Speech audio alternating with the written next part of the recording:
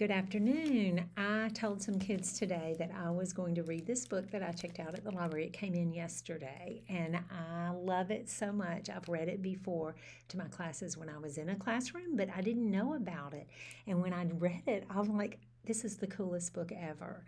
So I want to read it to y'all. I'm at the Cultural Center, if you can tell from behind me. I was up here for testing. Nobody came, but we did hand out some t-shirts, and I have y'all's t-shirts for Gulf Shores Gives Back tomorrow. Anyway, the name of this book is Finding Winnie, the true story of the world's most famous bear. Can you think of a bear named Winnie? Very famous bear? That bear, I'm not going to tell you who it is, that bear was named after a real bear and something that really happened. I can't wait to read this to you. Okay, it's by Lindsay Maddock, illustrated by Sophie Blackell. Okay, and here it shows you there's a real bear hanging on to somebody's boot, and there's a stuffed bear hanging on to somebody, a little boy wearing pajamas. Wait, hold on. I got to figure this out. Finding Winnie. It's hard with it when it's big books. Okay, and look, it's got this pretty little woodsy scene in it. And let's see, there is the title page. You always have a title page in a book, and it tells the title again, and the author and the illustrator. But it doesn't tell on that page when it was written. So let's jump to the back real quick and see if there's a title page in the back. I don't even see a title page back here. I don't know. Well, I'll have to investigate that so we'll know when it was written. Since it does tell you on this book flap who it's about, I'm going to go ahead and tell you. It's the remarkable true story of the bear who inspired Winnie-the-Pooh. Okay. Now, I need to tell you this about this book. There is, in modern day, a mother is reading to her son. Two things are going on in this book. We know that there is a mother reading a story to her son, reading this story. So sometimes we're in the story when the stuff in the story was happening, but sometimes we are with the mother and the son reading the book, and he'll ask questions about what happened back in the day when there really was a bear named Winnie. Okay, he says, could you tell me a story? Asked Cole. It's awfully late. It was long past dark and time to be asleep. What kind of story? You know, a true story. One about a bear. We cuddled up close. I'll do my best, she says. So that should let you know that she has told him that story before. And he loves it. Now keep in mind, I'm going to say this is Mom and Cole talking sometimes in here. Okay, here she goes to tell the story. You see the man and the horse. A very long time ago, and there's the mama reading to the boy. There's always a picture of them because she's actually reading to him and showing us what she's reading about in the book. A very long time ago, about 100 years before you were born, there was a veterinarian who lived in Winnipeg. His name was Harry Colburn. A vegetarian? Said Cole. Bear doesn't like vegetables. A veterinarian. It means an animal doctor. I know that, Cole said, and that's what I'm going to be when I'm big. If a horse had the hiccups or a cow had a cough, Harry, she's reading the book now, knew how to make them feel just right. Harry's hands were never cold, even in Winnipeg, where winters are so frosty that icicles grow on the insides of your nose. That was just the kind of doctor he was. So that's Harry the veterinarian. Let's do it that way. Harry the veterinarian. He loved animals. Remember, this was 100 years ago. But a day came when Harry had to say goodbye to Winnipeg. See him on the train? There he's getting on the train and everybody's saying goodbye to him. There was a war far, far away. Behind, yes, this is so hard backwards. There was a war far, far away, beyond the end of the country and on the other side of the ocean, and he was going to help. He would be caring for the soldiers' horses, so his job in the war was to take care of the soldiers' horses. Harry rode east on a train full of other soldiers. He leaned his head against the window, watching the land scroll by, wondering what it would be like to be so far from home. So that's his family saying, or not just his family, everybody's family saying goodbye to the soldiers. It was one of the world wars that went on across the ocean mostly. They had to leave. Go over there. The train rolled right through dinner and over the sunset and around 10 o'clock and into a nap and out the next day until it stopped at a place called White River. Harry decided to stretch his legs. On the train platform was a man on a bench with a baby. Do you see him with a baby, the man on the bench?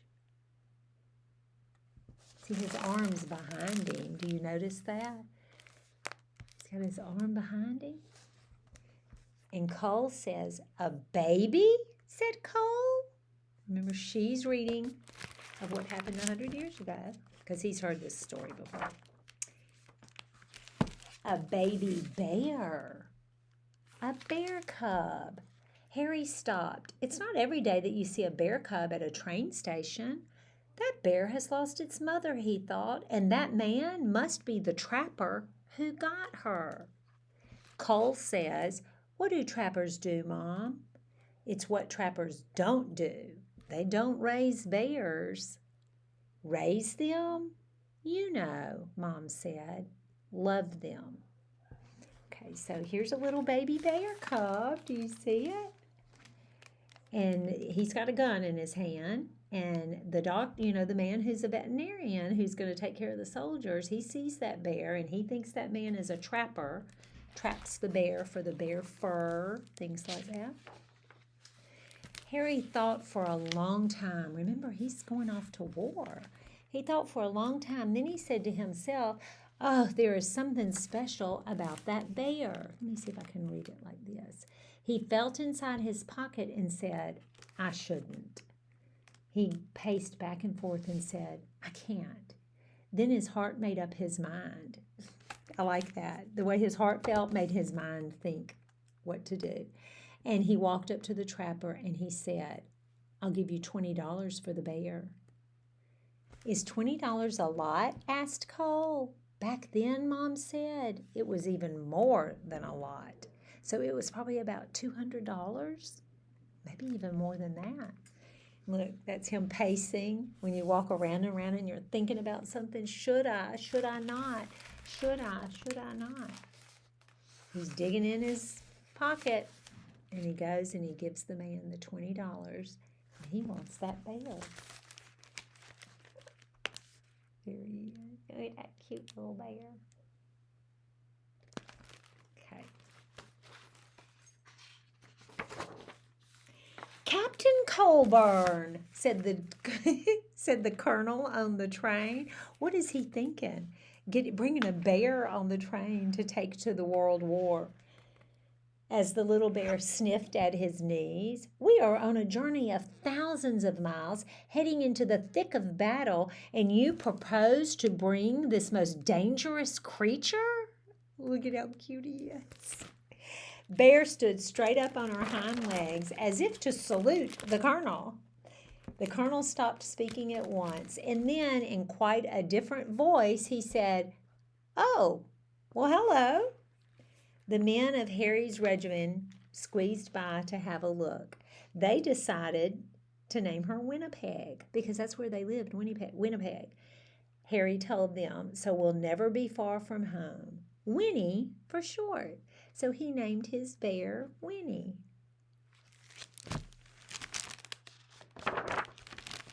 They had a very long way to travel. Let's see. They had a very long way to travel, and they had already gone 3 or 4 feet when Winnie grew hungry. 3 or 4 feet. What do bears eat? The men wondered. What don't they eat? Thought Harry. So then Cole starts talking, the little boy, to Mama. "Vegetables," Cole reminded me. Winnie ate vegetables, I said. She ate everything except onions. So he's already heard this story. He knows.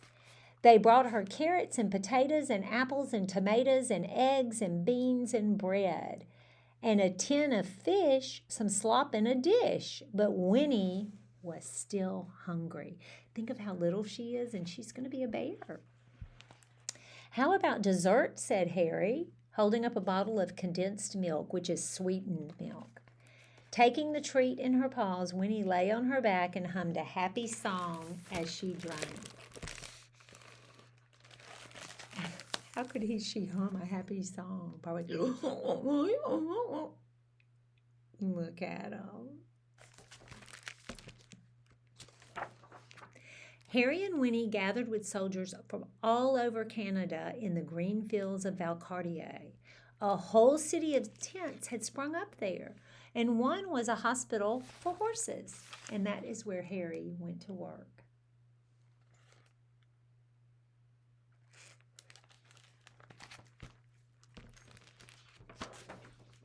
Winnie was in the army now. They're in the army, and of course Winnie is too. Harry taught her to stand up straight, hold her head high, turn this way, turn that way, just so. So she was assigned her own lookout post. Even the colonel agreed that Winnie was a remarkable bear. She might have been the best navigator in the whole army. If you hit something, could she find it? She could. What if it was farther away and farther still? Remarkable, he said. Very remarkable. They would throw things and she could go and find them. There's little apple cores and she could walk the little circles and find where they were. She must have a really great nose. Can smell things. Oh. In the evenings, both of them were too tired to move. They had a long day. When Harry thought about Winnie and the voyage across the ocean, his head said, I shouldn't. I can't. But his heart made up his mind. I love that saying. When you think, I can't do this. This is too hard. I'm not going to do it. I don't want to go there, this, that, and the other. But your heart tells you, oh, you should. All across the ocean. Oh, my goodness. Look at this. These big ships going across the whole ocean. Nobody had ever tried to float so many people and animals because all the horses had to go. They're going over to war. They need their horses. Across the Atlantic Ocean before, 30 ships sailed together carrying about 36,000 men and 7,500 horses and about one bear named Winnie. When they finally arrived in England, the regiment went to training on the Salisbury Plain where it rained and rained and rained. But Winnie didn't seem to mind. She was the mascot of the 2nd Canadian Infantry Brigade, and she attended her post with vigor. One day, Harry came running while she was doing her exercises in the tent. You'll bring the whole place down, he said. With a laugh, she had grown so much. Look at him traipsing through the water. And here she is playing the way she plays, climb up on the tent. And he's like, oh my gosh, you can't do that. It was winter when the order came. The time had come to fight in the war. They were going to go into battle. This is real. This really happened. World War I and World War II. I'm not sure which one this is, though. But Winnie posed proudly with the men for pictures to send home to their family. There's their fighting battle picture. And look at Winnie in the picture. Harry thought for a long time. His head argued one way and then the other. But his heart made up his mind. He went to Winnie and said in a serious way, there's somewhere we need to go. Winnie brushed the mud off her nose and nuzzled in close. So how's he going to go off and fight a war with the bear there? They don't come home every night when they're at war. They travel across the country and they fight the battles as they get there. So how's this going to work? Well, Harry drove all the way to the big city. Look at Winnie's hair. Hold on. Nope, wrong way. There. Look at her hair. Blowing in the wind. Okay. Here we are, said Harry. The London Zoo. Harry took a deep breath. Winnie, this is going to be your home for a while, he said. She tilted her head. We're shipping out to France, he explained. I have to take care of the horses at the front of the battle. She rested her big head against him. I know you want to come, but it's not safe for you, Winnie. Winnie's head bowed. Harry's hands were warm as sunshine, as usual. There is something you must always remember, Harry said. It's the most important thing, really. Even if we're apart, I will always love you. You will always be my bear. I could almost cry thinking about it. She's looking at the man at the zoo. Wait a minute. How does he have... She's like, wait, why does he have a real bear? They're supposed to be in the cage. Okay, so now the mom and the little boy are talking who she's reading the book to. He says, is that the end? That's the end of Harry and Winnie's story, I said. But I don't want it to be over, said Cole. Sometimes, I said, you have to let one story end so the next one can begin. How do you know when that will happen? You don't, I said, which is you should always carry on. So I think about that, like one story has to end before another begins. Like my little girl, when she was in school, she always cried and cried the last week of school because she didn't want to leave that teacher and she didn't want to leave that grade. And that would be good advice for her. When one story ends, another one's going to begin. You're going to have a new teacher and new classmates and learn new things. And you'll always have loved first grade, but when you go to second, you'll learn that it's going to be great too, and it's going to have great stories. That is showing you up close of the zoo. Oh, let me see. Is that Winnie? Hold on. I don't really even know. I think it is. Let me see if the man is in here. Hold on. I don't know. I can't tell. But anyway, I think that is Winnie all by herself in the bear cage. He had to leave her because he has to go to war. Okay, so here's the next story. Okay, that's the story of Winnie the bear. And so then, now we're going to learn about this mother and her son. Who are they as part of this story? Once upon a time, there was a little boy with a stuffed bear. He had had his bear ever since he was a baby, but somehow the boy had never found the right name for his bear. He tried Teddy and Edward and even Big Bear. He just couldn't name his bear. One day, the boy went to visit the London Zoo with his father. Look, do you see the bear at the zoo? You're going to love this. And there was a bear, a real bear, on the terraces there. Right away, the boy thought, there is something special about that bear. And her name was Winnie. It tells you on the cage, even when you're at our zoo, it will tell you the name of the animals. And he could read that her name was Winnie. They became true friends. The boy was allowed to come right inside her enclosure to play with her. Once the boy had found Winnie, he knew just what to call his stuffed bear. He named it Winnie-the-Pooh. And the boy was called Cole, said Cole. The little boy who's been in this book, Mama reading the story, is telling him about how Winnie became to be a bear at the London Zoo and about his stuffed animal. So Cole, when he meets Winnie, he gets to go inside the enclosure. His name was Christopher Robin. Christopher Robin would visit Winnie. Wait, I told you wrong. Cole was not this person. Christopher Robin was this person. Cole's related to him. Okay, let's get to that. Christopher Robin would visit Winnie at the zoo, and then he would take his stuffed animal on all sorts of adventures in the wood behind his home. His father, Alan Alexander Milne, wrote books all about them. Okay, so he has a teddy bear, Christopher Robin, that he never named. He meets Winnie at the zoo, and Winnie's so gentle, he gets to go into there and play with Winnie. So he names his stuffed bear Winnie-the-Pooh, and he plays imaginary games with his stuffed bear at home, going on adventures, or maybe they really do go places and play in the woods.